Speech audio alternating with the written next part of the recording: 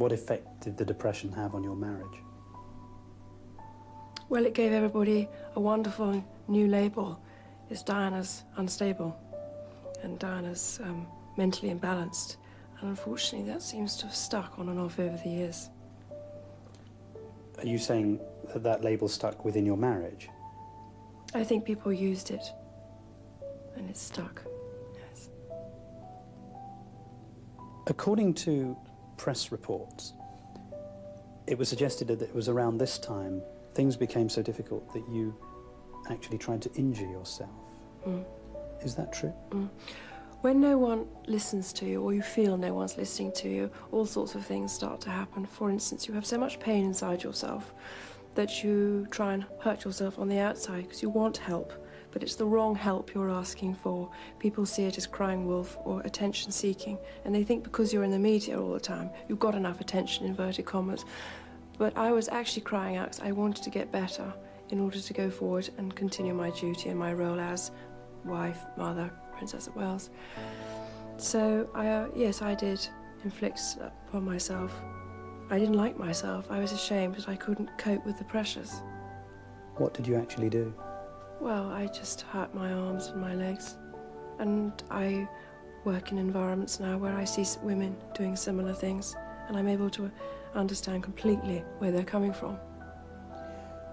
What was your husband's reaction to this when you began to injure yourself in this way?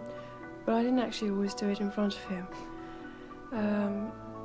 But obviously anyone who loves someone would be very concerned about it. Did he understand what was behind the physical act of hurting yourself, do you think? No, but then not many people would have taken the time to see that. Were you able to admit that you were in fact unwell, or did you feel compelled simply to carry on performing as the Princess of Wales? I felt compelled to perform. Well, when I say perform, I was compelled to go out and do my engagements and not let people down and support them and love them. And in a way, by being out in public, they supported me, although they weren't aware just how much healing they were giving me, and it carried me through. But did you feel that you had to maintain the public image of a successful Princess of Wales? Yes, I did. Yes, I did.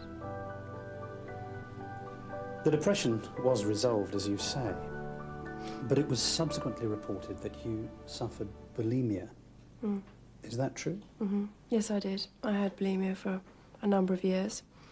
And that's like a secret disease you inflicted upon yourself because your self-esteem is at a low ebb and you don't think you're worthy or valuable.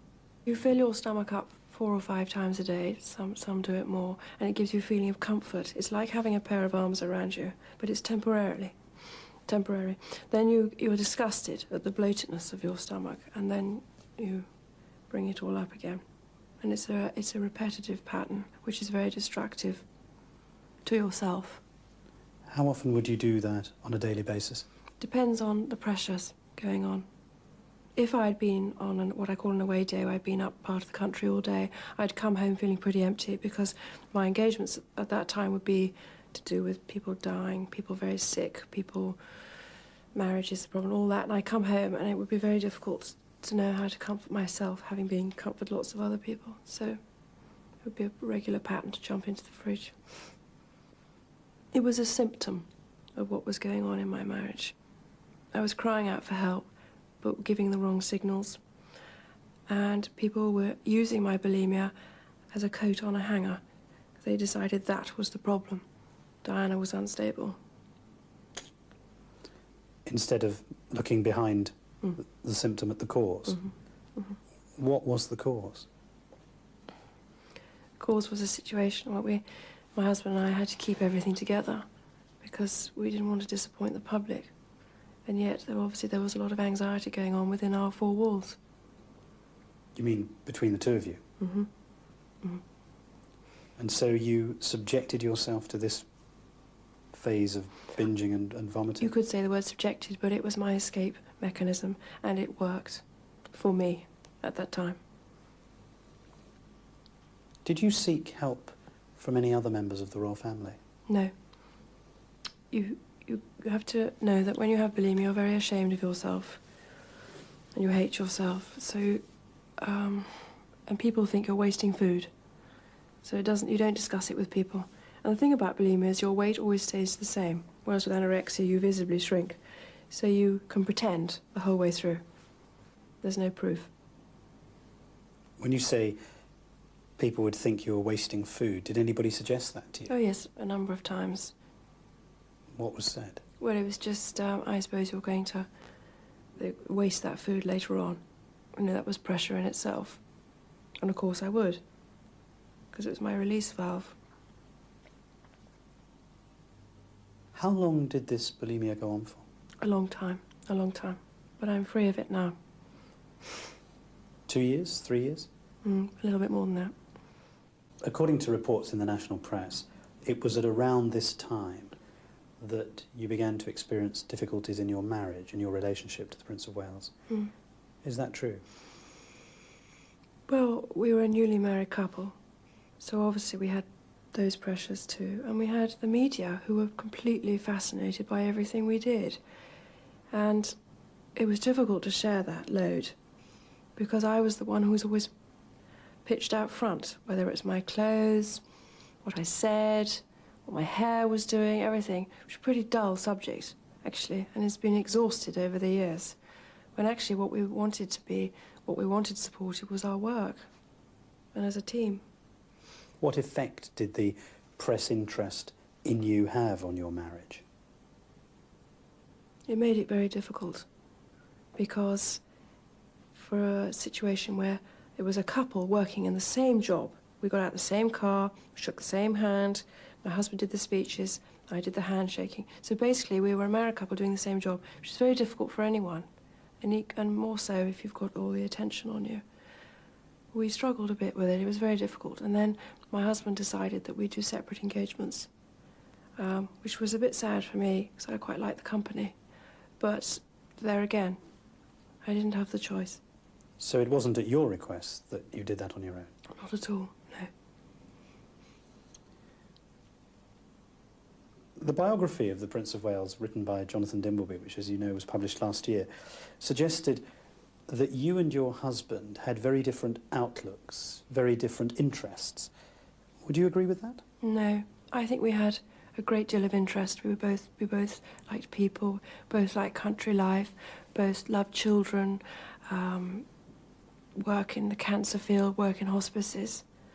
But I was portrayed in the media at that time, if I remember rightly, as someone, because I hadn't passed any O-levels and taken any A-levels, I was stupid. And I made the grave mistake once of saying to a child I was thick as a plank in order to ease the child's nervousness, of which it did. But that headline went all around the world, and I rather regret saying it. The Prince of Wales, in the biography, is described as a great thinker, a man with a tremendous range of interests. What did he think of your interests? Well, I don't think I was allowed to have any. I think that I've always been the 18-year-old girl he got engaged to, so I don't think I've been given any credit for growth. And my goodness, I've had to grow.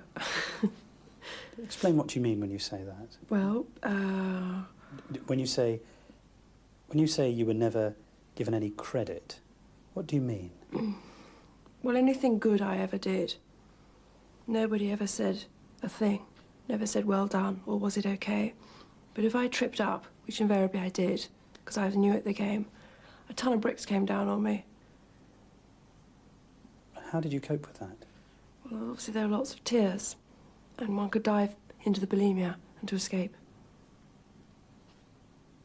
Some people would find that difficult to believe, that you were left so much to cope on your own, and that the description you give suggests that your relationship with your husband was not very good even at that early stage. Well, we had unique pressures put upon us, and we both tried our hardest to cover them up, but obviously it wasn't to be.